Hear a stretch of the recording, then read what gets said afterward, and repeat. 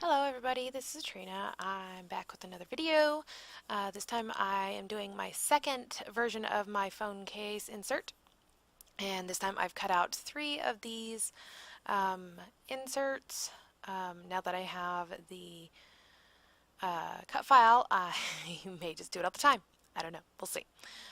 Lots of ideas are flowing, but there's other things I want to do too, so we'll see how that goes. So right now I am going ahead and using a stamp set from the new Close to My Heart catalog. It is called Budding Peony, and um, it has some beautiful stamps in this one. I love this stamp set. So when I was doing my first insert, I got the idea of putting this peony down here in this bottom corner. And so I decided, you know what? I really liked the idea. I didn't know exactly how I wanted to do it, but I wanted to give it a shot. So here I am using my intense black from Close to My Heart. It's kind of like a um, stays on, only it comes off way easier than the stays on does. So, as long as you take it off easy, right away, it doesn't stain your stamp. So that's one thing that I love. So right now I have stamped the biggest peony stamp twice, and I was thinking that I kind of wanted to add a whole bunch of things around, and then I don't know, it just seemed like it was too busy. Um, I didn't really want it to be quite that busy. So, and for some reason, there ended up being a natural spot in the center for a sentiment, which I wasn't planning either. So, um, I love how things come together that way. So, right now, I'm just trying to figure out what I want to do next. I'm not exactly sure. I pull out some old stamp sets. This one's Baroque Borders. This one's a retired one, and I thought maybe that would be kind of cool looking, but in the end it kind of looked a little on the heavy side because the peony had a very thin detail lines, and so I didn't really want to um, overpower the peony with really dark lines. So this one is Adorning Corners. This one is also a retired one. I think these ones are like, back like maybe 3 or 4 years ago. I don't know, something like that. Those ones are pretty old. I haven't been able to use them, but it's one of my favorite things to do is to make backgrounds and things like that. I haven't been able to do it in forever, but I plan on it. This one is Key to My Heart, and this one is an E-size stamp set.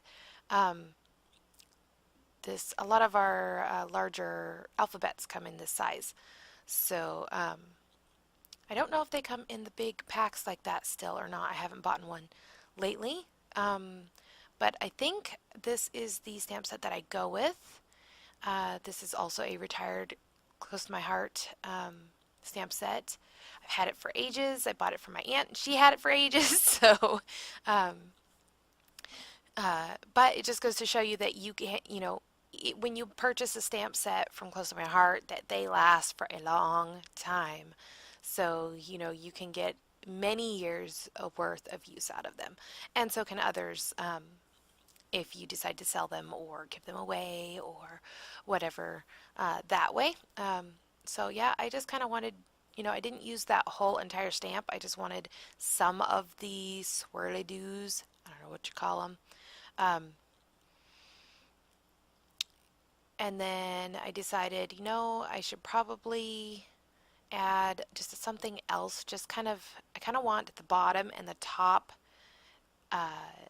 to kind of overlap each other, but not like touch each other, if that makes sense. Like the two edges on the left and the right, I don't want them to stop at the exact same point. I think that would kind of create just like a line down the center of it.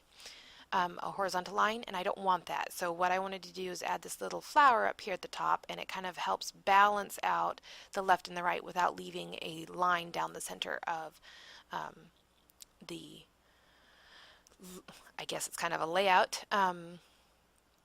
Anyway, so I'm trying to figure out what kind of sentiment, because I realized, oh look, there's a spot in the center, perfect for a sentiment. And so this one is called The Present. It is also a retired one from close to my heart. And I love this style of the stamp set. It's one of my favorites. I think all of the ones, or almost all the ones that I have, are some of my favorites. I have plenty that I haven't even been able to use yet, but I'm hoping this year that will change. So I'm going to head. I'm cleaning off my little stamp there, because the reason I use the intense black from close to my heart is because I wanted to make sure that I could watercolor without the lines, the detail lines moving, and that's what this is perfect for. So I am going to go ahead and stamp out this sentiment. It says, yesterday is history, tomorrow is a mystery, today is a gift, that's why we call it the present. And one of my things I really need to remember this year is to be patient. So, and enjoy right now. So that's one of the things I'm going to be working on. Being brave and being present all at the same time. So yeah, I kind of smudged it up there in the corner, but that's okay. Life happens. Just go with it. So I'm going to go ahead and dry this. I just want to make sure that it's not going to bleed. Usually with most stamp sets you will need to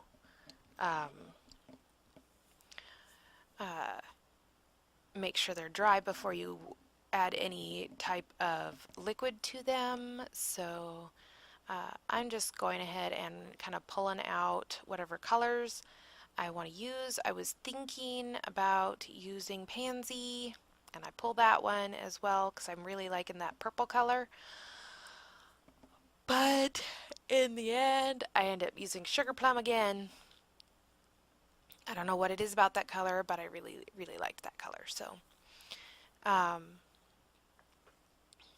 I kind of wanted to show how the, sapphire and those two other colors go together.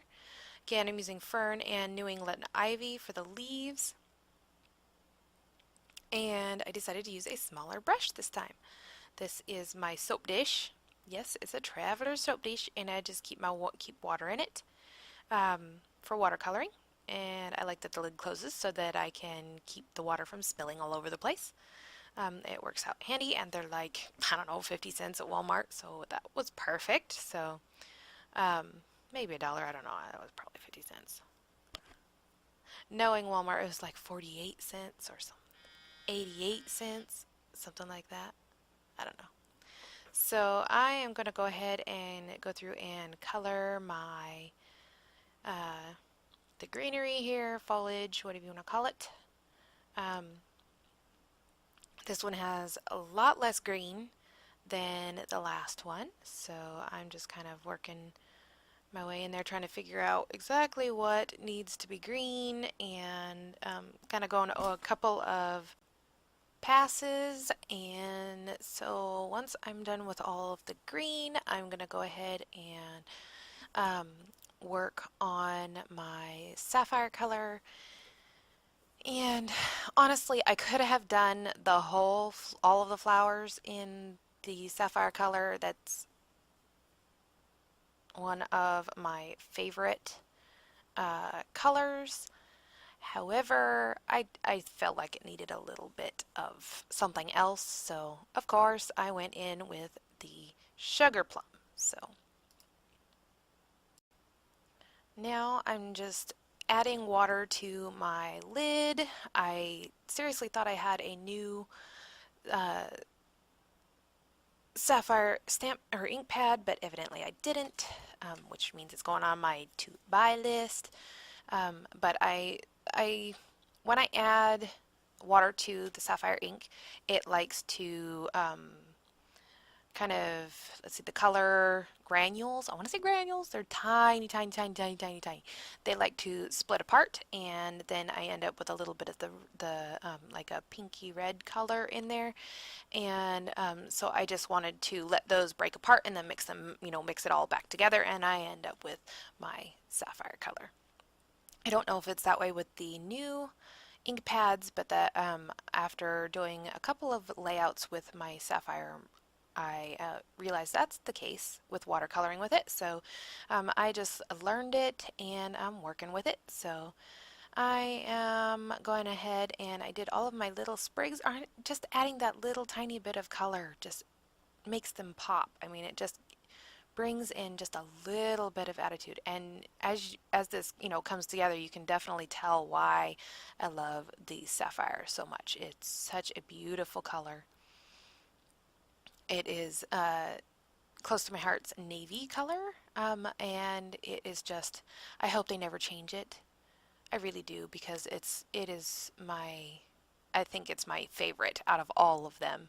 I mean, it goes with almost every other color in their color palette, and it's beautiful on its own as well. So, yeah, hashtag sapphire. So I'm just going over with more layers, um, getting my shading done, and then this one I'm doing different from the last one. The last one I colored it all in and then I did my shading.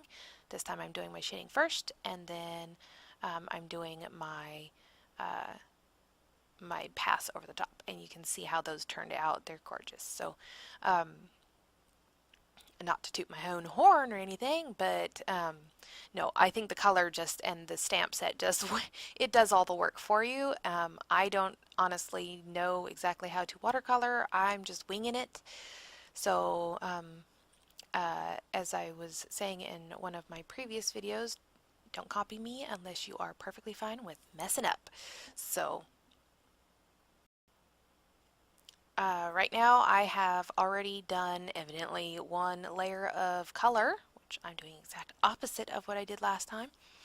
And then I'm going in and darkening my shadows, which just like the last one are already pre-done for me. So it makes it a lot easier. I think this was where I learned um, about the thick ink and the soaking in and all that kind of stuff. So um, I did use a smaller brush, but at the same time, when you get too much water on there, it will spread out really far and fast. So that's something to take into consideration. Another thing to consider is that the more water you add, the lighter the ink is going to be, which is why I went in with just the ink, and then I realized, oh, look at that, it's not soaking in. So that's when I decided, you know what, I'm just going to go over it again, and hopefully some of those places that I colored would be dark. And then I decided I'm going to dry that, and um, for some reason I'm imagining kind of like a uh, mauvey, like red tone. That makes sense. Kind of like a burgundy shadow. And so once I get that dry, I'm going to go ahead and look through and see that is ruby. And so that's what I decided to use. I was debating whether I should use a brown to do this, but it already had, I mean, it's a mauve, but it's like a mauvey pinky color, mauvey pinky purpley color, I guess, more of a pinky color than a purpley color. But so yeah, I'm just decided I am going to watercolor with the ruby to bring in that red, and while I'm doing the flicking and everything in it right now, you can see it is kind of a crazy color. Like, it is very prominent, um, and it does not really go with the flower itself. But I do go over it again. Yes, again. I do go over it again, and it helps kind of blend that in and fade it a bit so that it's not quite so bold. Um, and so right now I'm just, totally past my mark, and I think I readjust the camera a bit. I did mark a little spot that was green when I was started the green, or just before I started the green, so that I knew where to keep in frame, but yeah, that did not help in this situation. I guess I was once I realized, I was like, whoa, that color is not exactly what I was hoping for. Perhaps I should, maybe do something about it. I was kind of in the zone and not worried too much about where my flower was. I just wanted it to turn out okay. So I'm going back in with the sugar plum again in the shaded areas, and I am adding some more of that color, the sugar plum, to the ruby to help blend it out. And while it does darken it up a little bit more, it really does give it a good blend. So once I add it to the shading area, then I decide that I'm going to just kind of cover the whole thing with another layer so that it helps blend it all out. I think there's one spot on there that I totally could have done a little more blending. Yeah, it's not so bad when I look at it now. But as you can see, it actually looks pretty good once you have it all, there. So I decided it needs some sparkle of some sort, and I didn't want to use stickles because I didn't want it to kind of, rub on my case. So I decided maybe I'll just do some Pearl X powder, and these ones I've already mixed with my gum arabic, and so I can just add some water to my paintbrush and kind of paint them on. And when I first do it, I'm very light-handed because I haven't used these in a long time, so I'm like extra careful.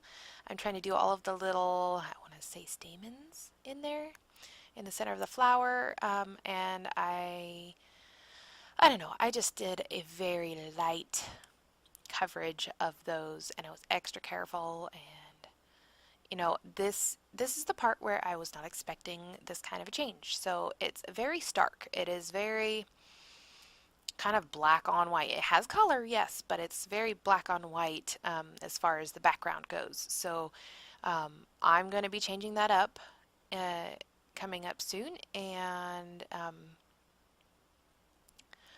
it's going to be an interesting ride. So we'll see exactly how this goes. I decided that I kind of needed some balance up here at the top, and so all of these little ball looking things get covered. I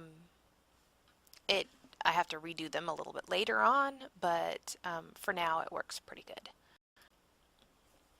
So you'll see that I go over it here, and then after I do some more coloring, and I try to get a close-up of the sparkle, and it's just so minimal that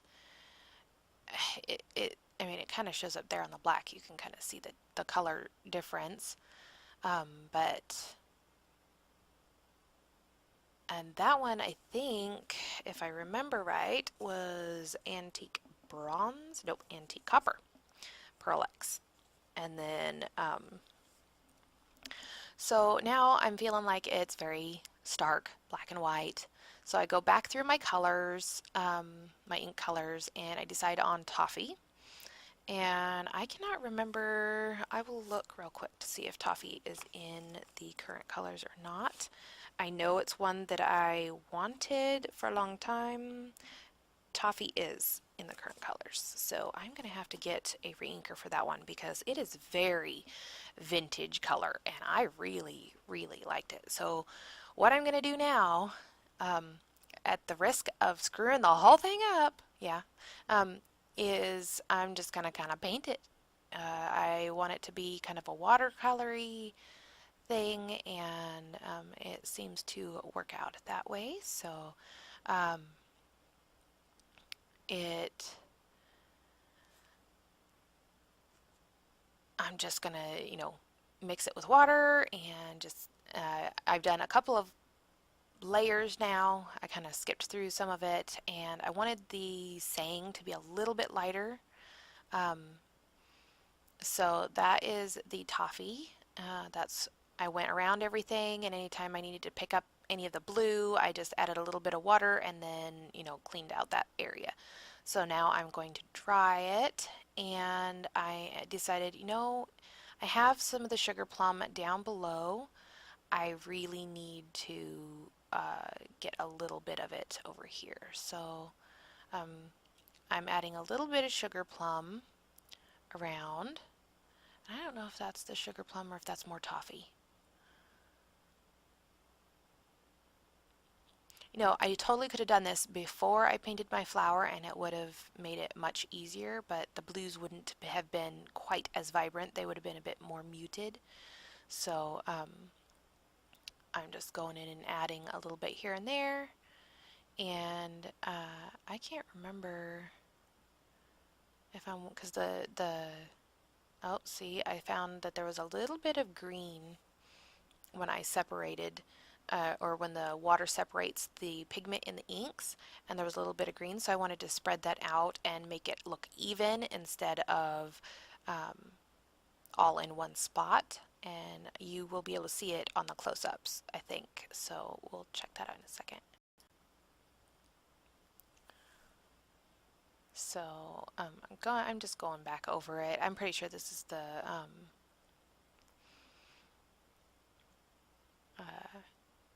whatever it's called. Who knows? That definitely could be more toffee. I could have done splatters, but it just seemed like it was going to be too much. I feel like that's the sugar plum. That's definitely the sugar plum. Because I have a reinker and I dumped some of my reinker in the lid.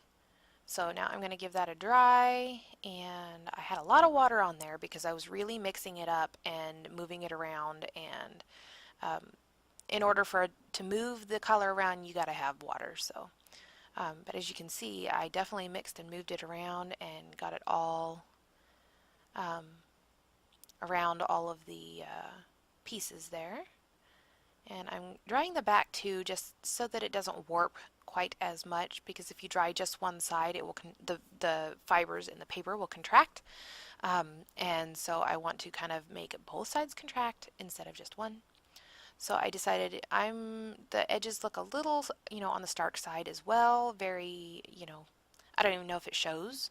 I don't even know if it, I mean, you can barely tell that it even makes a difference, but it just feels like it's less of a straight line. And honestly, I don't even think you can see that from the back of my phone case. I think it covers that up, but it's all right. I actually like how that turned out. So now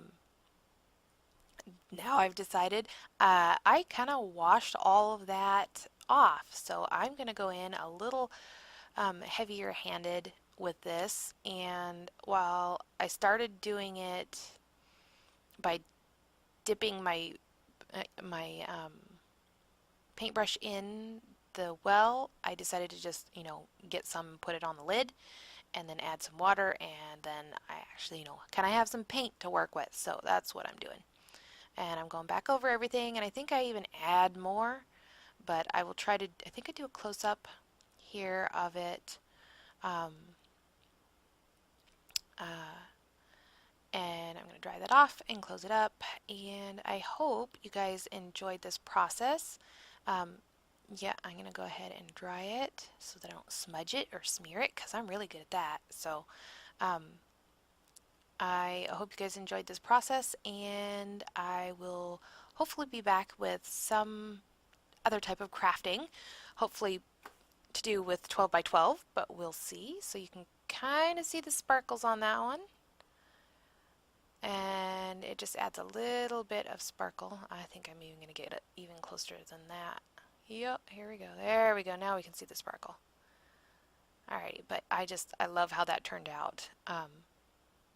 And I'm glad I didn't have to redo it again. So this will be the back of my phone for a little while, and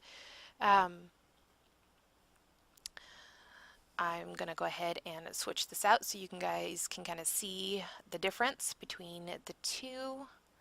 Um, and you know, just having the extra color on the background made it such a different look. Like the white was so very white, I think, that it just kind of overpowered the black and it just made it very black and white. And while I don't mind black and white, the pattern was not a black and white unless you left it black and white. I don't think it looked right without being just black and white, if that makes sense. Um, Once I added the color, it just seemed too much. So um, that's why I did the color around this one, because to make it a vintagey look, because the case is very sporty, I guess. More sporty than I would prefer, but there it is. I hope you guys enjoyed it again, and I will see you in the next video. Bye.